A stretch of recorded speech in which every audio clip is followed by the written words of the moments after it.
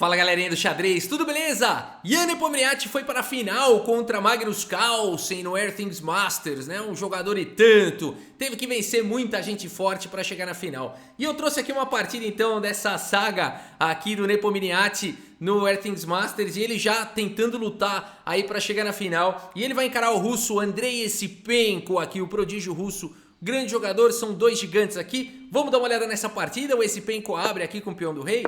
E aqui a gente tem então uma abertura Ruy Lopes com o bispo B5, a abertura espanhola. Aqui o Nepo segue com o A6 atacando o bispo. E agora com o cavalo em F6 atacando no centro. O Esipenko faz o roque. A gente tem uma Ruy Lopes clássica aqui, né? Onde as brancas não defendem o peão, protegem o rei e querem logo desenvolver as peças. O Nepo também vai para uma abordagem clássica, bispo E7, nada de capturar o peão e sim priorizando o desenvolvimento.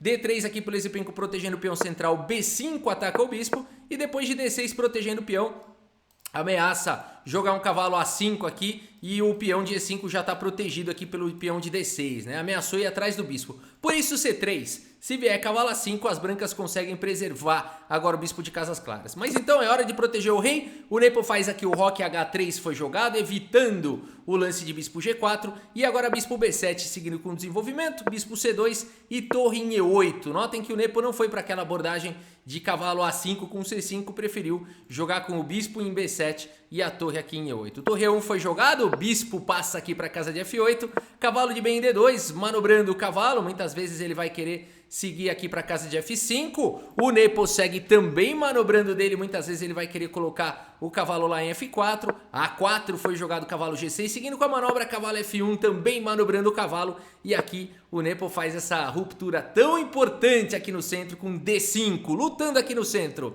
Cavalo G3, notem os cavalos aqui muito bem colocados, ambos os cavalos querendo ir para as suas quintas horizontais, e aqui C5, que lance bonito, né? A gente olha uma formação bonita aqui, o ataque Krikor aqui, não é o Krikor que gosta de uns ataques assim? A gente viu recentemente no Floripa Open, né?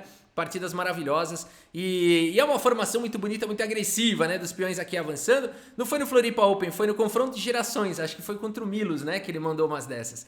Mas aqui a partida seguiu com o bispo D2 e agora H6 aqui pelo Nepo. Controlando a casa de G5, temos aqui B4, o Esipenko segue para o contra-jogo na ala da dama. C4, um lance aqui estranho do Nepo, porque depois de peão toma e peão toma, aqui em C4 a gente fica se perguntando o que esse peão tá fazendo aqui, será que ele não vai virar um alvo, né? Porque agora peão toma aqui no centro, peão por D5, dama por D5, bispo por G6, aqui o Esipenko detonou os peões aqui do Nepo, né? Ele já tem 3 alvos aqui, esses peões aqui fracos aqui da posição. Por que o Nepo tá fazendo isso, né?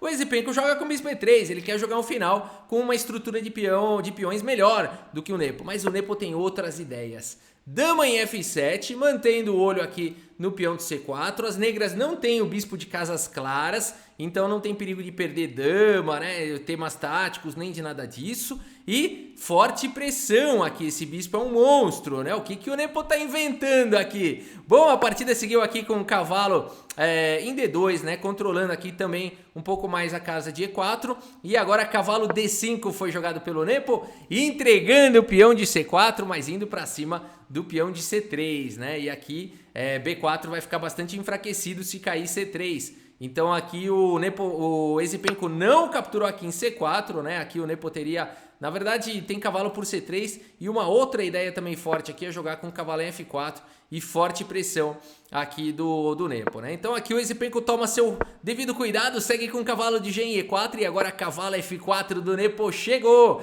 Aqui F3 foi jogado tentando colocar aqui defesa, né, no peão de G2, que já ia ficar atacado no futuro. E agora o Nepo segue com torre de A em D8. Lances de extrema agressão, dama C2 e torre D3. Esse lance aqui é fantástico e o Esipenko já tem sérios problemas. Ele faz aqui um lance bastante natural, cavalo em F2 atacando a torre do Nepo. E nessa posição, galera, Jan Nepomniachtchi vai para uma sequência de 2 lances brilhantes seguidos. Se você quiser dar pause nessa posição e tentar encontrar aqui uma sequência, a única sequência que pode dar uma vantagem aqui para as negras, uma boa vantagem aqui para as negras, são 2 lances brilhantes na sequência.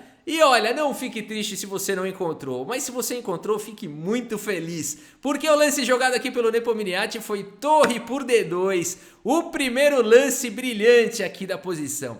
O que esse lance está fazendo? Bom, tá eliminando aqui um defensor, né? Tá eliminando aqui um cavalo, entregando a qualidade. Ok, bispo por D2 foi jogado, e agora o ponto todo, né? Eliminou o defensor de F3. Tá, mas F3 está protegido por G2. Aí que tá. O segundo lance brilhante agora do Nepo. Cavalo por G2. Que espetáculo, né? Que espetáculo. Um ataque aqui monstruoso nas casas claras. Uma vez que as brancas não têm mais o bispo de casas claras, tá difícil de proteger nas casas claras. E aqui tanto faz, viu, galera? Se tivesse tomado aqui de dama, ia levar cavalo por G2 da mesma forma. Então aqui tomou bispo por G2, cavalo por torre por D2, cavalo por G2, o segundo lance brilhante na sequência, e aqui torre E4. O Esipenko se desespera aqui e começa a devolver material para fechar a diagonal de casas claras. Mas o Nepo enfraquece ainda mais as casas claras aqui do Esipenko, jogando dama por F3. E a pressão agora é grande demais. A partida seguiu aqui com torre G4, o Esipenko segue na luta, atacando aí o cavalo, e o Nepo fala, captura lá pra você ver só, H5, né, atacando aqui a torre não pode, claro, capturar o cavalo, senão checkmate. E então a partida seguiu com dama por G6. O Esipenko tá entregando material de volta para tentar anular aqui os ataques do Nepomniachtchi. O Nepomniachtchi poderia fazer um lance perfeitamente jogável, muito bom como o peão toma, mas ele vai para o melhor lance da posição.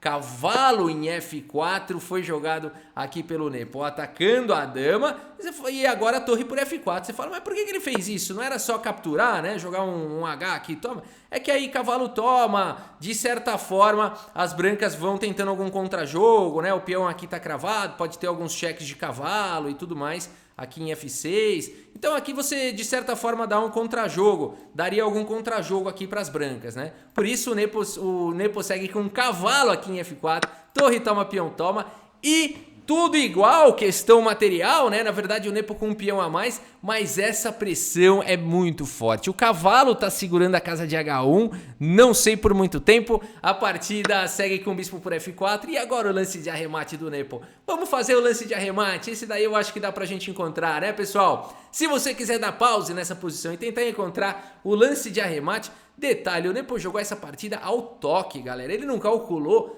nada para fazer esses sacrifícios, ou então calculou muito rápido, né? Porque é impressionante aqui o Nepo, monstro, né? Aí que você vê o tamanho desse jogador ganhando ao toque de um jogador, de um super grande mestre como Andrei Esipenko, né? E eu espero que você tenha encontrado aqui o lance de arremate. Torre 2, indo pra cima aqui do cavalo, o defensor da casa de H1. E aqui o Esipenko abandonou porque não dá mais, pessoal. Não tem o que fazer, né? Torre F1 não adianta. Você vai jogar torre por F2 aqui e não vai poder tomar porque dama H1 é checkmate. A dama protegida aqui pelo bispo, a casa de F2 com a torre, né? Não adianta jogar. O que vai ter que jogar? Um dama G3 aqui tentando trocar a peça? Torre por F2, a torre tá protegendo a dama. Mais uma vez, não dá pra jogar dama por F2. Dama H1 entregaria checkmate. Teria que trocar aqui, tomar em F3, e aqui as negras têm um bispo a mais, fora todo o ataque, né? Fora os peões a mais. Uma partida brilhante aqui do Ian Nepomniachtchi. Vamos dar uma olhada no relatório aqui do chess.com e ver a precisão aqui, né, dos jogadores. E de fato é maravilhoso de ver, né? A gente vê aqui 95,7% de precisão do Nepo jogado ao toque, né? Algo realmente maravilhoso, com 2 lances brilhantes. É uma capacidade fantástica que o ser humano tem, porque o Nepo não tem milhões de cálculos por segundo como um computador, mas ele jogou quase igual a um computador e ao toque, né? Então a compreensão do ser humano do jogo de xadrez é algo realmente maravilhoso de assistir, e a qualidade do jogo de Ian Nepomniachtchi é realmente assustadora. Não é à toa que ele foi o vencedor do torneio de candidatos, né? E claro, contra o Magnus Carlsen existe um efeito Carlsen, um efeito hipnótico, ele entra na mente dos adversários, eu não sei o que acontece, né? Ele intimida, eu não sei bem exatamente explicar o fenômeno Carlsen. Contra o Carlsen a história é outra, mas tirando o Carlsen, um monstro aqui dos tabuleiros, né? Contra os demais, um monstro sempre, e partidas maravilhosas aí. Tá bom, galera? Espero que vocês tenham curtido aí a partida e o vídeo. Muito obrigado pela sua audiência, um grande abraço para todos vocês e até a próxima. Valeu!